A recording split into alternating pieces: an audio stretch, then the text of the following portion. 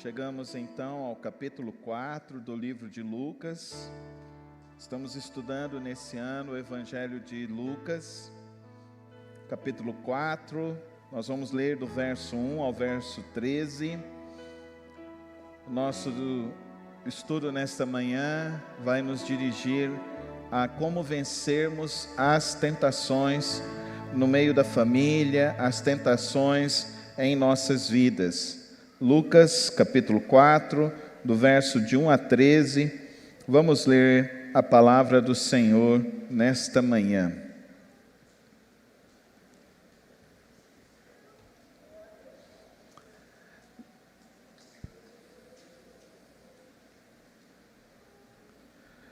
Jesus, cheio do Espírito Santo, voltou do Jordão e foi levado pelo Espírito ao deserto, onde durante 40 dias foi tentado pelo diabo. Não comeu nada durante estes dias e ao fim deles teve fome. O diabo lhe disse: se és o Filho de Deus, manda esta pedra transformar-se em pão. Jesus respondeu: está escrito, não só de pão viverá o homem. O diabo o levou a um lugar alto e mostrou-lhe, num relance, todos os reinos do mundo. Ele disse: eu te darei toda a autoridade sobre eles e todo o seu esplendor, porque me foram dados e posso dá-los a quem eu quiser. Então, se me adorares, tudo será teu. Jesus respondeu: está escrito, adore o Senhor, o seu Deus, e só a Ele preste culto. O diabo o levou a Jerusalém, colocou-o na parte mais alta do templo e lhe disse: se és o Filho de Deus, joga-te daqui para baixo, pois está escrito, ele dará a ordem aos seus anjos a seu respeito para o guardarem. Com as mãos deles o segurarão, para que você não tropece em alguma pedra. Jesus respondeu: dito está, não ponha à prova o Senhor, o seu Deus. Tendo terminado todas essas tentações, o diabo o deixou até a ocasião oportuna.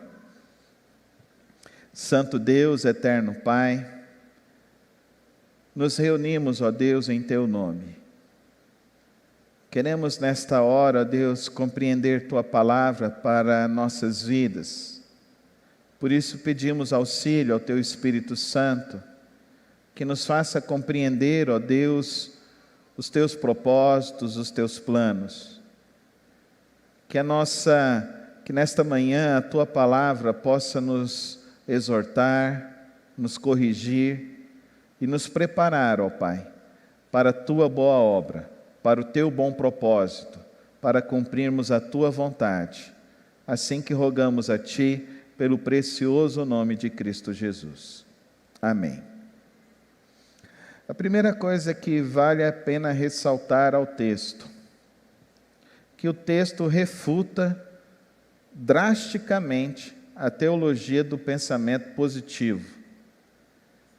A teologia do pensamento positivo acredita que se você confiar, decretar, nenhum mal lhe atingirá.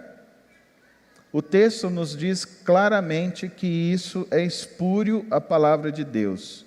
O texto nos mostra claramente que confiar em Deus e andar com Deus não tem nada a ver com isso. Mas ao contrário, andar e confiar com Deus é certeza de lutas. Existe esse evangelho dessa teologia positiva, existe esse evangelho então dessa acomodação espiritual, em que as pessoas acreditam então que elas podem amarrar, elas podem fazer de qualquer forma para se livrar de tentações e se livrar de problemas em suas vidas. Jogue isso fora, isso é lixo. Jogue isso fora, isso não encontra respaldo na palavra de Deus. A tentação do nosso Senhor Jesus Cristo está registrada tanto no Evangelho de Mateus, de Marcos e agora no de Lucas. Uma outra coisa que essa teologia positiva fala, ela fala que quanto mais você ora, quanto mais você busca a Deus, menos problemas você vai atravessar na sua vida. Jogue isso fora, não creia nessa mentira. Isso é mentira e isso está distante da palavra de Deus. Olha o que o texto nos diz logo de início. Jesus estava o quê, querido irmão e querida irmã? Cheio do Espírito Santo.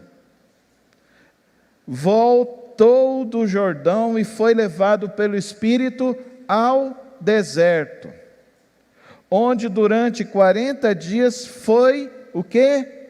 Tentado pelo diabo.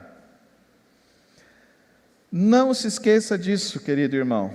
É importante que eu e você entendamos que nós vivemos num mundo decaído, num mundo distante de Deus, num mundo onde todos pecaram e destituídos foram da glória de Deus.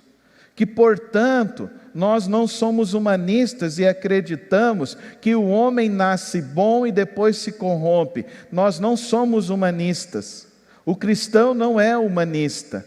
O cristão verdadeiramente, ele entende que o homem foi criado por Deus, foi colocado no jardim do Éden, e o homem virou as costas para Deus. E assim o homem pecou, transgrediu a ordem de Deus e se afastou de Deus. E o homem que se afastou, o primeiro homem, desencadeou então o mal sobre toda a vida humana, de toda a humanidade daí para frente. E que Jesus Cristo, no texto que nós estamos lendo aqui agora, Ele como um homem, sendo cheio do Espírito Santo de Deus, fazendo a vontade de Deus, andando pelo Espírito do Senhor, Ele vai ao deserto e ali Ele vai ser tentado. Mas o que nós lemos, Jesus não caiu nas tentações. Fala comigo. Jesus não caiu nas tentações. Fala com mais fé. Jesus não caiu nas tentações. Ele não caiu. E se você pegar os textos de Hebreus capítulo 2, 17, Hebreus capítulo 4, 15, nos fala que ele teve essa experiência para que, passando pelas mesmas provações e mesmas tentações, pudesse nos oferecer auxílio nos momentos em que nós vamos atravessar. Por isso essa ideia de supercrentes, essa ideia de que eu tenho uma unção maior do Espírito Santo do que você, eu não tenho problema de tentação, eu não tenho problema, eu venço tudo, é balela. Quem fala isso é anátema, é heresia pura, porque o verdadeiro servo de Deus, o verdadeiro servo de Cristo Jesus, ele vive como? Humilhai-vos debaixo da onipotente mão de Deus. Se estamos aqui hoje é pela graça e misericórdia do Senhor. Se estamos bem é pela graça e misericórdia do Senhor. Se estamos enfrentando lutas é pela graça e a misericórdia do Senhor. Como a irmã Rosa disse, Ele não nos deixa, Ele não nos deixará em nenhum momento. Por isso, acreditar que você vivendo a vida com Deus, você não vai ter problema, você está criando para você uma fantasia. Não ensine os seus filhos assim. Aqui a gente tem uma lição muito importante. Tem pai e mãe que quer fazer com que os filhos não passem problemas, não enfrentem dificuldades. Deixa eu te dizer, querido irmão, a que vida você está preparando o seu filho? O Senhor Jesus nos disse lá em João capítulo 13, no mundo tereis o que, queridos irmãos? Aflições, mas mantenham bom ânimo. Eu não ensino a minhas filhas que não pode chorar, mas eu ensino a elas que não adianta chorar. Não adianta chorar. Não adianta ficar chorando. Jesus chorou? Sim. Jesus ficou chorando? Não. Jesus passou pela dor da perda? Sim. Eu e você vamos passar pela dor da perda? Sim. Jesus foi tentado? Sim. Eu e você seremos tentados? Sim. Sofreremos tentações em todos os momentos de nossas vidas. E eu e você precisamos então aprender sobre isso. E não podemos criar então uma fantasia. A minha mãe sempre admirou um pregador expoente que se chamava Watchman Nee, e ela gostava de ler um livro, A Quarta Dimensão. E nesse livro, a tentativa desse livro é tentar fazer com que você tenha a oração eficaz, a oração que resolve tudo. Então, tudo que você vê aí de aberração no mundo gospel, está aí nesse livro, A Quarta Dimensão. Se você quiser ler, você pode ler, você digita lá no Google, baixa PDF, mas eu vou te dizer o seguinte: não funciona. Não funciona. Não funciona. Você mentalizar. Eu vou mentalizar. Na minha família, na minha casa, ninguém vai ficar doente pelo Covid. Ou tem igreja que vai mais além. Vem aqui, compra o feijãozinho mágico e ninguém na tua casa vai pegar o Covid. Vem aqui e passa pelo corredor do sal grosso e ninguém vai pegar Covid. Gente, isso é fantasia, isso não existe. Vem aqui pegar a minha toalhinha encebada e passa na porta do banco que as suas dívidas vão ser apagadas. Gente, isso é ilusão. Que mundo é esse? Jesus foi tentado, sim ou não? Se ele foi tentado, como ele enfrentou as tentações? É esse o segredo da palavra de Deus nessa manhã. Ele foi tentado, ele estava cheio do Espírito Santo. Eu quero te falar uma coisa, querido irmão e querida irmã. A partir do momento que você tem uma grande vitória na sua vida, esteja preparado para as lutas que virão sobre isso. Às vezes, então, você luta para passar no vestibular. Sim, passa, entra na faculdade. Aí vem a luta de pagar a faculdade. Pagar a faculdade. Vem a luta de fazer o famoso TCC. Qual é o pânico do povo? O TCC e tal. E se esquece de tudo aquilo que aconteceu. O Senhor Jesus foi tentado. Depois de 2 episódios muito incríveis sobre a vida dele. O primeiro episódio foi que ele estava ali sendo batizado, e ele foi reconhecido por João Batista como sendo o Messias. E todos ficaram então maravilhados de saber disso. E teve um segundo episódio nesse batismo, que foi a descida da pomba sobre Cristo Jesus, e a voz que se falou do céu: eis aqui o meu filho amado. Olha que experiência maravilhosa, que experiência grande com Deus. E ele cheio do Espírito Santo, o Espírito Santo o conduz ao deserto, e ao deserto então ele é tentado. Sofre com 3 tentações. E no final do texto ele diz assim: tendo terminado estas tentações, o diabo deixou até a ocasião oportuna. Jesus foi tentado depois? Foi. Várias vezes no ministério dele ele foi tentado. Foi tentado, os fariseus se levantaram contra ele, os escribas se levantaram contra ele, a família dele se levantou contra ele, os discípulos dele se levantaram contra ele, e ele termina no final de sua vida sofrendo o ataque de todo o Império Romano, de todo o Império religioso, sofrendo a tentação e morrendo só na cruz. Não se esqueça disso. A vida cristã, segundo Sérgio Pimenta cantou na década de 70, ele diz: vida com Deus é luta, irmão, é ter que remar contra a maré.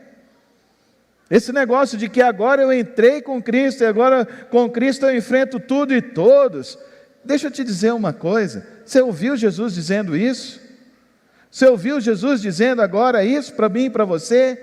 Ele disse o que para mim e para você? Ele disse que estaria conosco, e no momento das aflições ele continuaria conosco, ele não nos abandonaria, e ele disse que no momento das nossas lutas nós poderíamos buscar a ele, orientação dele. Não caia nessa balela, dessa teologia positiva, dessa teologia da prosperidade, dessa teologia da infalibilidade. Observe a primeira tentação. A primeira tentação revela para nós algo impressionante. Jesus está ali no deserto, ele tem fome. E aqui então o diabo fala para ele: eu tenho a solução agora. Qual é a solução? Transforme as pedras em pão, você tem esse poder. Jesus tinha esse poder, sim ou não, irmãos? Sim, tinha esse poder, ele podia transformar. Ele não pegou 5 pãezinhos e alimentou uma multidão? Então ele tinha esse poder. Ele não fez na tempestade a tempestade cessar? Ele fez. Ele poderia ter transformado as pedras em pães. Imagina se ele tivesse feito isso, queridos irmãos. Aí a teologia da libertação estaria completa. Já pensou? A gente poderia acabar com a fome do mundo. Deus podia ter dado esse dom para nós, né? É igual aquele negócio: grande campanha de milagres, venha que você vai receber a sua cura. Querido irmão, querida irmã, convida esse pregador a ir lá no Araújo Jorge, a ir lá nas UTIs hoje do HCamp. Convida esse querido irmão a ver se ele tem a humildade de ir lá. E não se espante do quanto que ele vai querer cobrar para fazer isso. O que nós estamos vendo é realmente algo decepcionante para aqueles que se dizem ser porta-vozes da palavra de Deus.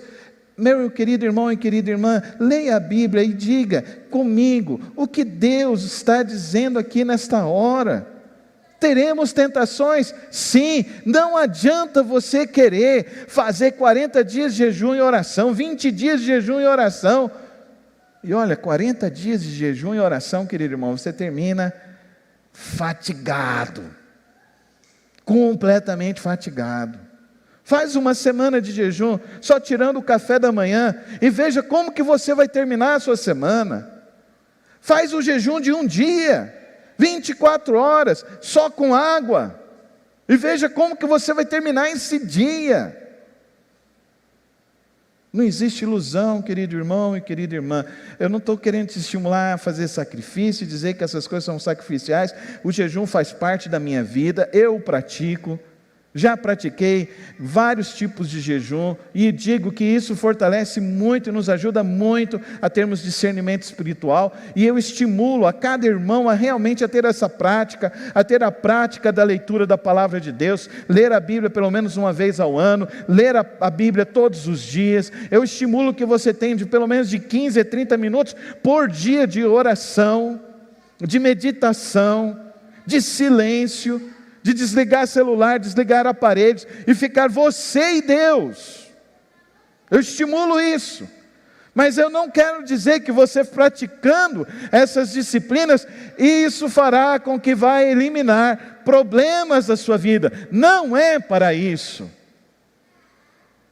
Observe que Jesus foi tentado: transforme o pão, ou transforme as pedras em pão.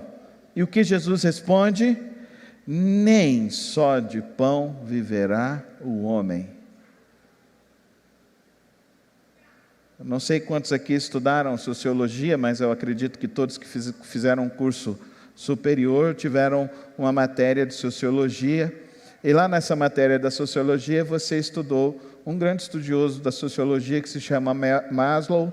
E Maslow fala que nós temos uma pirâmide de necessidades. A primeira pirâmide de necessidade básica das pessoas é o alimento. Ninguém vive sem alimento.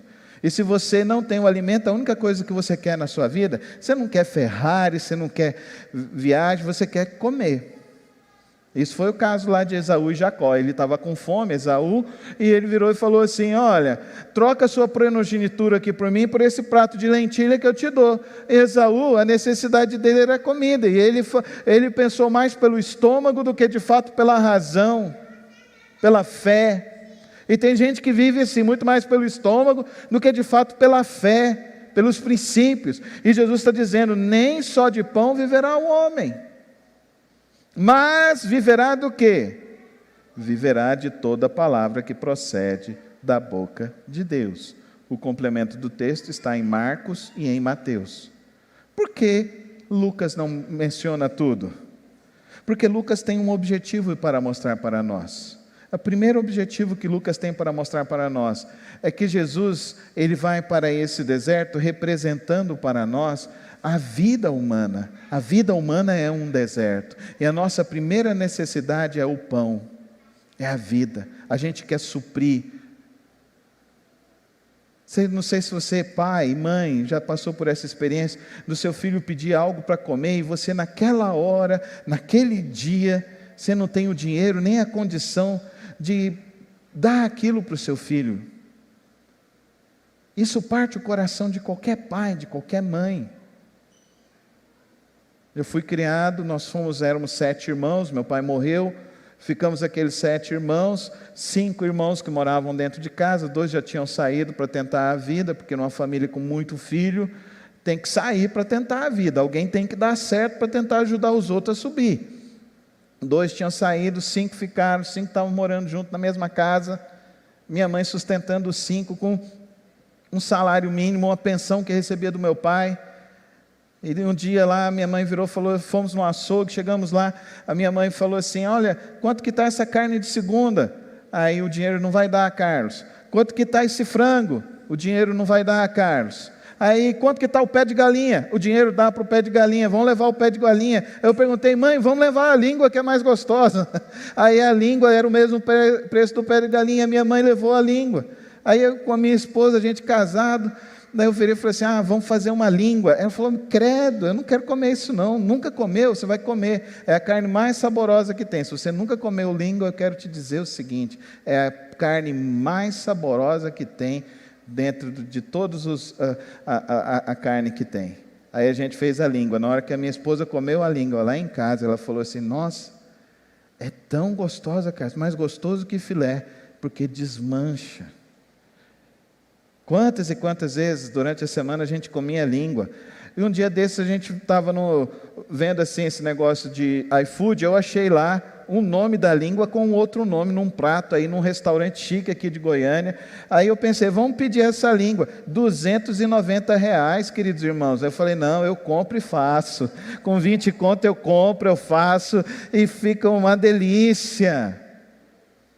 Querido irmão e querida irmã, eu estou querendo te dizer o seguinte, às vezes a gente inverte as prioridades da vida, e isso é um grande problema. O problema não é a tentação, o problema é a nossa inversão dos nossos valores. Tome muito cuidado com isso. Tome muito cuidado com isso. O apóstolo Paulo diz assim, tendo o que comer e o que vestir, estejais satisfeitos. Tudo aquilo que quer te estimular a uma ganância maior, tome cuidado com isso, querido irmão. Olha a segunda tentação, observe a segunda tentação. O diabo então o levou a um lugar alto, mostrou-lhe num relance de todos os reinos do mundo e lhe disse, eu te darei toda a autoridade sobre eles e todo o seu esplendor, porque me foram dados e posso dá-los agora. Então se me adorares, tudo será teu. Jesus então respondeu, está escrito, adore o Senhor, o seu Deus, e só a Ele preste culto. Percebe, querido irmão, muitos estão sendo tentados nisso. Muitos estão sendo tentados na ideia de que existe uma família que está melhor do que a outra, porque olha, a grama do vizinho está mais verde, olha a mangueira do vizinho, parece que tem mais manga, e esquece de olhar para a mangueira que tem na sua casa, para a grama que tem para dentro de si, e esquece de se lembrar que se você cuidar da grama, e se você cuidar da mangueira, vai produzir até mais do que a do seu vizinho. Na grande verdade, a gente está sempre em busca da ideia de um mito de uma felicidade aqui na terra, de um plano de família perfeito e de vida perfeita. Eu quero te falar, querido irmão e querida irmã, que na terra não existe vida perfeita e família perfeita. Não existe isso. Só acredita nisso quem escuta o canto da sereia e segue o canto da sereia de Satanás. Ele anda ao derredor buscando a quem possa tragar.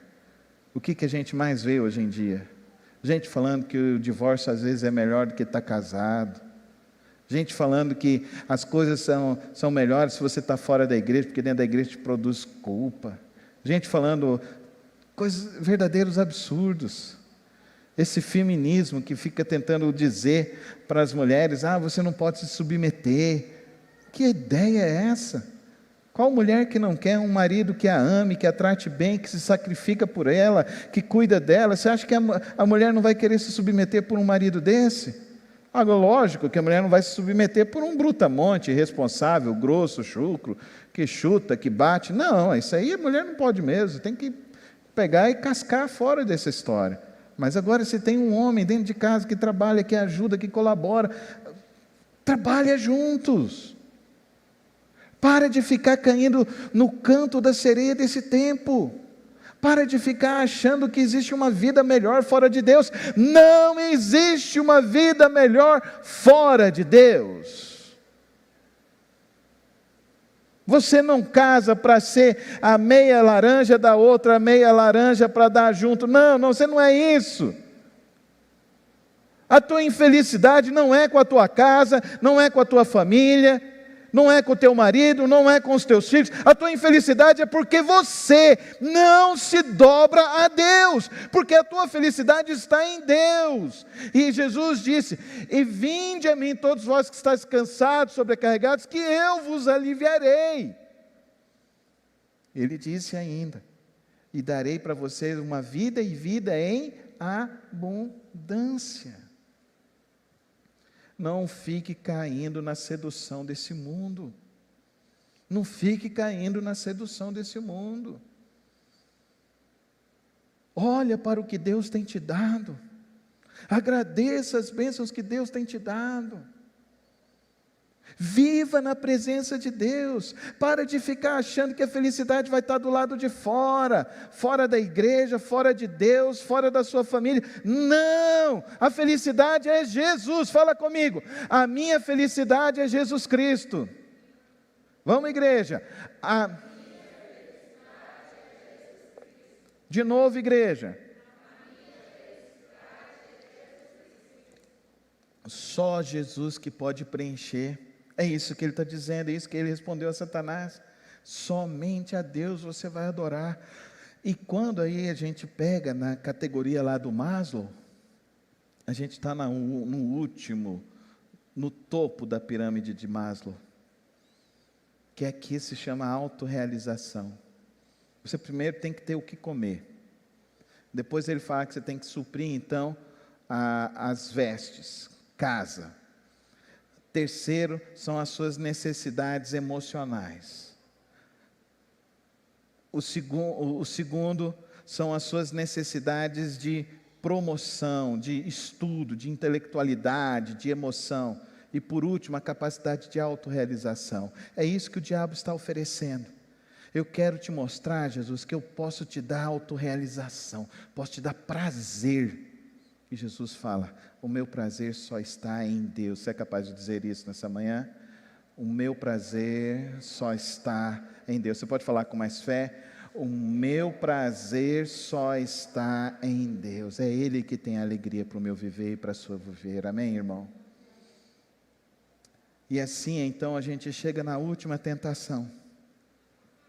E a última tentação é a tentação religiosa.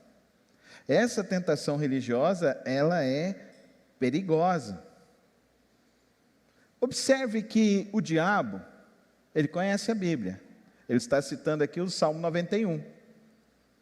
Mas o diabo está distorcendo a Bíblia.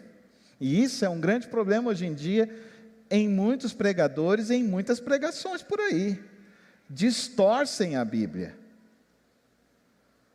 Então, olha o que o diabo diz: ele dará ordem aos seus anjos a seu respeito para o guardarem. Com as mãos eles o segurarão para que você não tropece em alguma pedra. Mas Jesus responde assim: não ponha à prova o Senhor, o seu Deus. Esse é o problema da religião. Esse é o problema do que eu estava falando na nossa introdução, da teologia do pensamento positivo, da teologia da prosperidade, que quer nos colocar numa ideia de que nós então com Cristo, a gente vence tudo, a gente faz tudo e a gente consegue tudo. Não sei quantos aqui viram a matéria que saiu no jornal em Anguera, que eles vieram aqui na nossa igreja, e o repórter ficou elogiando a nossa igreja, elogiou nossa atitude, acompanhou o culto todo, mostrou tudo o que estava acontecendo, e depois ele me mandou um WhatsApp falando assim: parabéns, pastor, a sua atitude é uma atitude muito boa, muito positiva para a nossa sociedade, isso é muito bom. Agora, essa semana, ele fez uma outra matéria numa outra igreja, e ele estava lá na outra igreja, e chamaram então a fiscalização. E na outra igreja estavam as pessoas lá sem máscara, na outra igreja estavam lá mais de 60% da igreja ocupada, na outra igreja tinham pessoas que estavam com febre, na outra igreja, então, que coisa vexatória.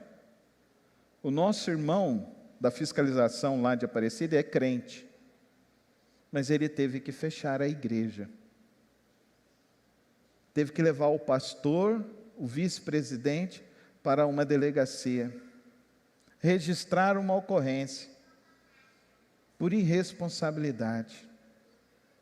E tem muito crente que merece isso. Tem muito crente que merece isso mesmo. Não tente o Senhor, o teu Deus. Não faça isso. Deus nos deu sabedoria, a palavra de Deus nos dá sabedoria. Não tente ao Senhor, o nosso Deus. Andar com Deus não é ter autorização para fazer o que você quiser e o que você bem entender, na hora que você quiser e na hora que você bem entender. Você pode ter certeza que Deus permitirá que você faça o que você quiser. Mas na hora que você optar a fazer o que você quiser e não estiver de acordo com a vontade de Deus, Deus diz assim: vai, meu filho, mas eu não vou contigo. Mas pastor, o senhor não falou que Ele estaria contigo? Sim, Ele estará conosco. Aqueles que têm os meus mandamentos e os guardam, esse é os que me amam, e os que me amam será amado do meu Pai, e eu o amarei e andarei com Ele. Mas o que não ama, Deus entrega a sua própria estultícia do seu coração. O Senhor Jesus não aceitou. O Senhor Jesus não quis esse poder. O Senhor Jesus, Ele disse, simplesmente: não tentarei o Senhor, o meu Deus. Querido irmão e querida irmã, chegou o tempo em que eu e você precisamos aprender a lidar com as tentações e a vencer as tentações da vida. Nessa manhã, nós tivemos um grande desafio de passar por esse texto, que é um dos textos mais profundos de todo o Evangelho de Lucas. Eu espero que você saia daqui compreendendo que ser cheio de Deus, cheio do Espírito, não é isenção de dificuldades, de lutas e de problemas na vida. Eu espero que nesta manhã você entenda que você não pode ficar negociando os seus valores, os valores com Deus, o valor da família com Deus, o valor da comunhão com o povo de Deus, o valor da palavra de Deus, o valor de se buscar a Deus. Eu espero que você também compreenda que somente a Deus, só o Senhor Jesus Cristo, é que pode preencher o vazio e te dar a verdadeira alegria para se viver. E por último, eu espero que nesta manhã você possa compreender que andar com Deus, viver com Deus, não é uma autorização para fazer o que se quer, da maneira que se quer, na hora que se quer. Não, andar com Deus é viver dentro da vontade de Deus. O apóstolo Paulo, em Romanos capítulo 12, ele nos diz assim: rogo-vos, pois, irmãos, pelas misericórdias do Senhor, que não vos conformeis a este século, mas transformai-vos pela renovação da vossa mente, para que podeis então conhecer e experimentar a boa, perfeita e agradável vontade de Deus. Não vamos cair na sedução do mundo, não vamos cair nas tentações do mundo. Vamos andar com Deus, viver com Ele. Essa é a certeza de que Ele estará conosco. Essa é a certeza de que a paz de Deus estará conosco, a alegria do Espírito Santo estará conosco, a força de Deus estará conosco, a sabedoria do alto estará conosco. Feche os teus olhos nesse momento, vamos orar, vamos rogar a Deus que Ele nos encha do Espírito e da capacidade de vencer as tentações de nossas vidas. Roga ao Senhor nesta hora, qual é a sua dificuldade, qual é a sua luta, e confia no Senhor. Eu quero orar por você nesta manhã também. Quero orar por todos nós aqui nesta manhã. Se coloque em pé na presença do Senhor. Você que deseja receber uma oração nesta manhã para andar mais na presença de Deus e vencer as lutas do seu dia a dia na sua vida. Obrigado, Senhor, por esta palavra que nos abre os olhos, nos traz o alento e nos desafia a andar contigo. Que o Senhor possa nos revestir nesta manhã com a tua graça, a tua força e a tua paz, e nos ajudar, Senhor, a viver sempre em tua presença, no teu querer, na tua vontade. Pai, se alguém aqui, ó Deus, tem caído em alguma tentação, que cada um, ó Deus, possa entender que o Senhor nos dá o perdão se confessamos os nossos pecados e nos arrependemos e dizemos então: Senhor, tem misericórdia de nós. Que o Senhor, ó Deus, envie a tua graça que tira toda a culpa e restaura toda a vida. Se alguém, ó Deus, tem se sentido enfraquecido, que nesta hora, ó Deus, o teu Espírito Santo nos fortaleça com toda longanimidade, Senhor, com todo o ânimo que não chega ao fim, ó Deus, com todo o domínio próprio.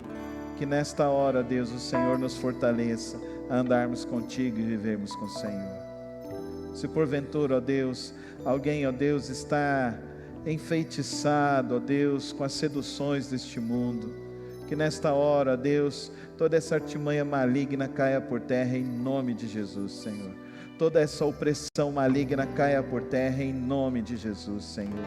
Que o Senhor nos conduza, ó Deus, à tua vontade, ao teu querer, e a não, ó Deus, desejarmos as coisas deste mundo, mas desejarmos mais da tua vontade em nós. Nesta manhã nós oramos, Senhor, como o teu Filho nos ensinou. Ajuda-nos, ó Deus, a vencer as nossas tentações e livra-nos do mal, porque teu é o reino, o poder e a glória para sempre. Amém, Senhor.